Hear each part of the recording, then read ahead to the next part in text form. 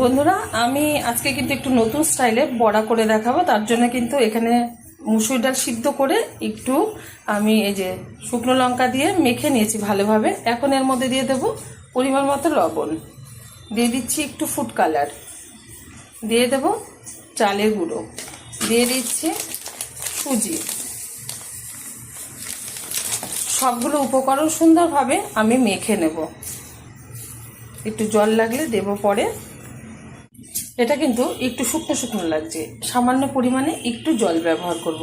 এই বড়াটা কিন্তু খেতে ভীষণ মজা লাগে গরম গরম ভাতের সাথে। যারা জানেন না অবশ্যই কিন্তু একবার ট্রাই করবেন, আশা করি ভালো লাগবে।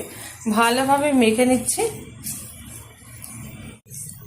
ডাল সিদ্ধর বড়াগুলো ভাজার জন্য ওভেনে কড়াই বসিয়ে তাতে দিয়ে দিয়েছি বেশ কিছুটা পরিমাণে সাদা তেল। তেলটা গরম হয়ে গেছে। এখন আস্তে আস্তে করে বড়া শেপে আমি দিয়ে নিচ্ছি তেলের মধ্যে।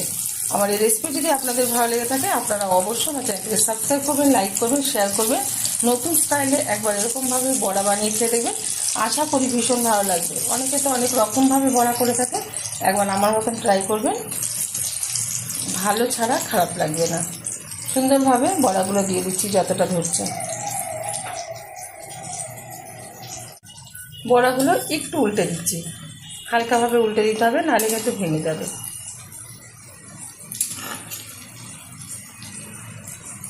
সিদ্ধ ডালের বড়া আগে কখনো কেউ করেছে কিনা জানি না, ফার্স্ট টাইম কিন্তু আমি দেখাচ্ছি, আশা করি ভালো লাগবে।